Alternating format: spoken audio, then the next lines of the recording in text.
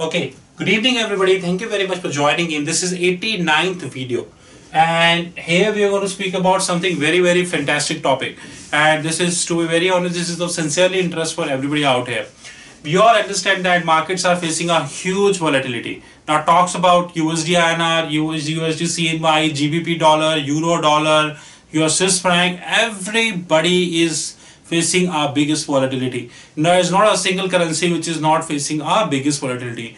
Now we need to understand how this volatility would impact you and what would happen if you don't hedge your receivables and payables. In this current video, we are talking about USD INR, and in the next video, which is the 90th video, we are talking about a very different concept of volatility, which I assume you've not heard of, which is of zero premiums. Because yesterday I was making the second version of the magazine, which is the Maverick Treasurer, and I hope you are aware that a brand foreign exchange Maverick Thinkers launched their own magazine, which is the Maverick Treasurer, which is the first Asian treasury and derivative magazine. Now, once I was looking at the Thomson Reuters, I got a very different stuff. In fact, I got amazed. I got to know that all the commodity currencies, in fact, forget commodity currencies, all the direct pairs, Australian dollar, New Zealand dollars, Euro and GBP, they turn out to be with zero premium. So till 1 year, Australian dollar is offering no premium, which is a carry currency. New Zealand dollar, which is not a carry currency, offering no premium. Euro, I cannot say a carry currency because it's a negative interest rate, but still, how come a zero premium? GBP, of course, interest rate is not zero, it's a negative premium. It's a zero forward premium. Now we could take this name video, but this video we are talking about a different stuff, which is the systematic risk for USD INR volatility. Now India is a country which has a lot of exporters and a lot of importers. Now these exporters are going to hedge their, in short I'm writing FC. FC stands for foreign currency. These exporters are shortly writing foreign currency receivables. And the so-called importers would have foreign currency payables. Now USD INR, please be note that I want to tell you one thing. When it comes to USD INR or when it comes to the Asian currencies, there are only three currencies which are facing a huge volatility. Number one is USD INR, number two is Japanese yen, and number three is CHF. And why I am talking about USD INR is that because USD INR is only because this video covers Indian exporters and importer. But it is my duty to aware you that Japanese yen too facing a biggest volatility, because Japanese yen is an indirect foreign currency pair. Since it's an indirect foreign currency pair, so we need to understand that if US dollar will get down, so would Japanese. And if US dollar would go up, so would Japanese. In a nutshell, I would like to synchronize that. I won't say US dollar. I would use a technical word, USDX. Now what is USDX? USDX is US dollar index. Now if USDX will go down, so would be Japanese yen. If USDX would go up, so would be Japanese yen. There are some newspapers and economists who will say that USDX is not all about, basically it is nothing but a dollar strength. Yes, of course you can take that word. Now back to video here. Now these exporters and importers have to hedge their foreign currency receivables. Now these exporters and importers would bind up with something which is known as RMP. Now what is RMP? RMP is all about risk management policy. Oops, what is this all about, right? Every corporate, financial institution, bank, hedge fund, non-banking financial corporation, everybody would have one thing, which is risk management policy.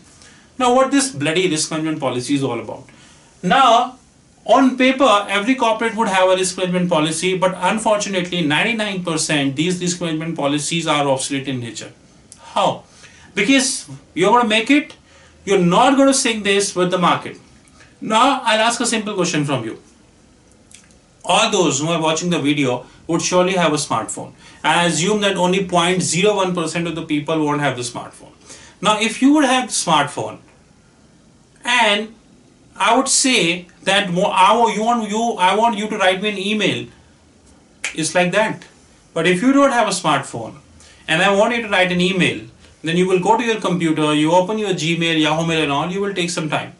And what would if you have a smartphone and you don't know how to write an email? Then there is no use of a smartphone. That is what this risk management policy is all about. from Indian corporate perspective. In Indian corporate perspective, this risk management policy is just like third. You have a smartphone, but you don't know how to use it. Oops, this is little different, but that is the reality. The reality is people have the risk management policy, but they don't know how to use it and how to upgrade it. And please understand that, those who are watching the videos, that risk management policy without adequate updation of the market makes no sense. Take an example. Today, you have an Australian dollar exposure and your risk management policy don't know what would to do when the forward premiums are zero. Then what's the use? It's just like having a smartphone and doing nothing. Now, these exporters and importers on paper would have a risk management policy, but they don't know when to hedge, how to hedge, what to hedge. In the earlier videos, we talked about three kinds of hedging. If you carefully understand or you saw the videos, which is cash flow hedging, which is fair value hedging, which is net investment hedging. Now, from the regulator perspective, now who is our regulator? Reserve Bank of India. Now, from the regulator perspective, there are two kinds of hedging. One is current account transaction and one is capital account transactions.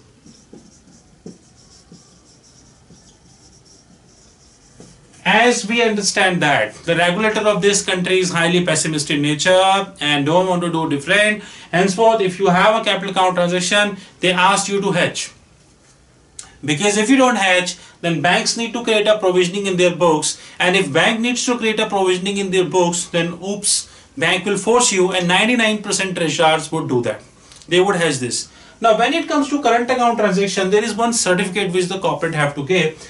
In nutshell, I will refer this as RBI hedging certificate.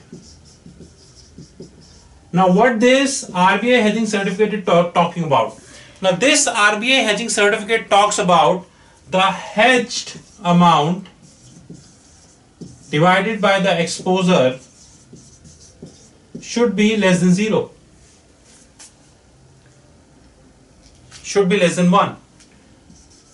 Now, you may hedge $1 million. The exposure stands maybe $1.5 million or maximum less than or equals to 1. But please, it cannot be greater than 1 because here regulator would come and caught you. Now, in that position and considering the fact, now look at INR. There was a time when INR was 66, exporter don't hedged, so would be the importers. So as importers, it went to 66.50, then it went to 67, and I was the fourth idiot who continued to say that INR is going to 69, and I'm hereby telling you that INR is going to reach to 73 and 74 because the economic condition is not good. Globally, we are ready for the biggest recession, and my dear friends, this is not a recession, this would be the neon swan. Now, neon swan, and this neon swan is going to hit and is going to shake the world like that, like a quake is shaking the homes, and this is not good for the world. But as we understand, regulators love sleeping because they don't want to do any stuff. Now it has increased to 67.50, then it go to 68. Now, my dear friends, it is at 68.50, and you understand that it is moving towards 69. Here comes systematic crisis. I'm writing it again. Or panic buying. I am a corporate treasurer by profession. I would use the word panic buying. If I am an economist, I would love to refer a word called systematic crisis. 69.50, probably 69.75, or it could be probably 69. There would be panic buying in the system. And what is panic buying all about? People just hoard up. All importers would just hoard up and they would continue to buy. And they would continue to buy till the time their exposures were not hedged. And mind you, if that would happen, RBI won't do nothing. Because please understand that June 2016, RBI needs to pay the FCNR window of $38 billion. And that's not a small amount. You know that India net international investment position, which is shortly known as NIIP, which is difference between FX assets minus FX liabilities, is greater than 0, is less than 0. and that less than is roughly $180 billion. So sitting today, RBI is having FX reserve of, if I'm not wrong, 321 billion and FX liability of close to 550 billion. So total 220 billion of negative. China is the only country who is having positive net international investment position of 1.8 trillion, which is phenomenal, So the purpose of the video is to aware you, that if as a corporate treasurer, as a CFO, as a CEO, as a controller, as a director, as a finance person, you have some USD INR exposure and you are not hedging it right now, then you are mistaken. And when it comes to hedging, you need to hedge via options. Please be note that do not hedge via forward contracts, because sitting today as an exporter or as an importer, if you are hedging via a forward contract, then you are gone. You need to hedge via an option, and there are multiple ways of hedging via an option. You could have an option is all about moneyness, add the money, in the money and out of the money. Since the purpose since this video is an introductory, but I want to tell you that it's a time when treasurers need to come forward and they need to do something which is known as out of the money forward options hedging. And that video will come tomorrow. Out of the money option hedging should be required right now, else you are gone. And if you don't do, then you are ready for the systematic crisis. And if systematic crisis would happen, the mark to market, M to M in your P&L would be larger than your sales. So please take your positions using options, else you are gone. You want to know more about that? You want to know more about our magazine, which is the Maverick Treasure? Here you go. You just need to write an email to me, which is Rahul Magan 8@gmail.com, and of course my contact 919899242973. Have a nice time. Good luck.